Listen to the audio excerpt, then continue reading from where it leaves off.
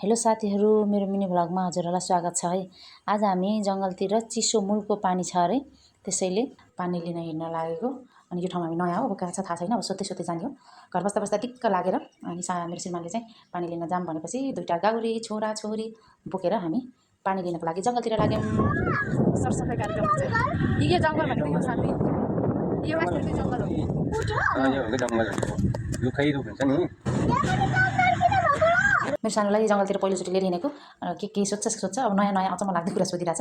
र हामी चाहिँ बाटोसम्म आयौँ, यहाँबाट उता जङ्गलतिर बाटो छैन अरे। अनि स्कुटरलाई यहीँ राखेर छोरीलाई हिँड्न पठाएको। छोरी त बाटो छोडेर कान्दा पो चढ्न लाग्यो। मेरो श्रीमान र छोरी चाहिँ अगाडि दौडिसक्यो, म चाहिँ छोरा बोकेर पछि हिँड्दैछु। अब पानीको मुहान नजिक होला भनेर सोचेको त पानी बोक्ने मान्छेहरू देख्यो। पानी लिन जाने ठाउँ त घना जङ्गल डरलाग्दो पो रहेछ। मेरो श्रीमानले यता साइडतिर छेउतिर राम्रो भ्यू देखिन्छ भनेपछि हामी चाहिँ त्यता हेर्न लाग्यौँ। यता सलल्ल बगेको सेती गण्डकी, त्यसपछि पारिपट्टि बन्जी जम्प गर्ने ठाउँहरू अनि राम्रो भ्यूहरू रहेछ। अनि हामी त्यो हेरेर फर्कियौँ। मेरो छोरा घरबाट हिँड्दा निदाएको, अहिलेसम्म निदाएकै छ। पानीको मुहान आउला भने त फेरि अर्को पानी बोक्ने टोली भेट्यो। कति टाढा छ? टाढै छ? ए खाली छ? नानी बाबु मेरो छोरी कसरी जान्छ थाहै छैन। अब यस्तो हिँड्नुपर्छ भन्ने।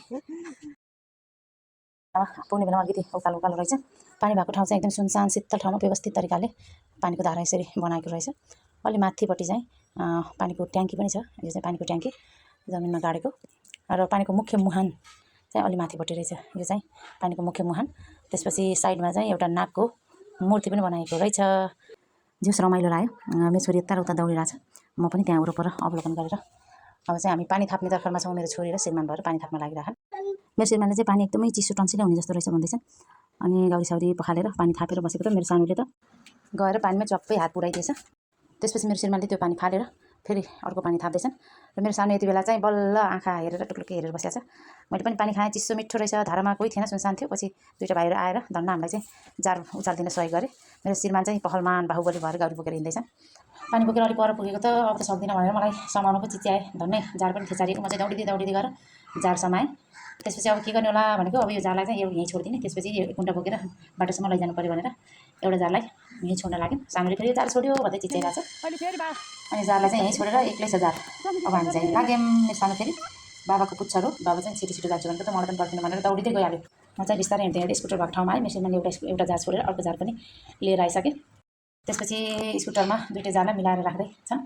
अब हामी पानी बोकेर घरतिर लाग्न लागेछौँ। अनि फर्किँदाखेरि बाटोमा अघि वन फाट्दै थियो, अहिले त बाटोमा रुख ढलाएर पो राखिदिएछन्। अब बाटो नै बन्द भयो, कता जाने होला मलाई त आइडिया पनि थिएन। श्रीमानले चाहिँ बाटो चिनेको भएर फेरि अर्को बाटो मोडेर ओह्रालो बाटो, त्यसपछि उकालो बाटो सकि नसकी म त झर्छु भन्दै थिएँ, सक्छु भनेर जिउस राम्रैसँग उकालो कटायो श्रीमानले। र हामी घर पनि आयौँ। त्यसपछि घर आउने बित्तिकै गाउरी त बुङरुङै गुल्ट्यो गेटमै, धन्न फुटेन छ।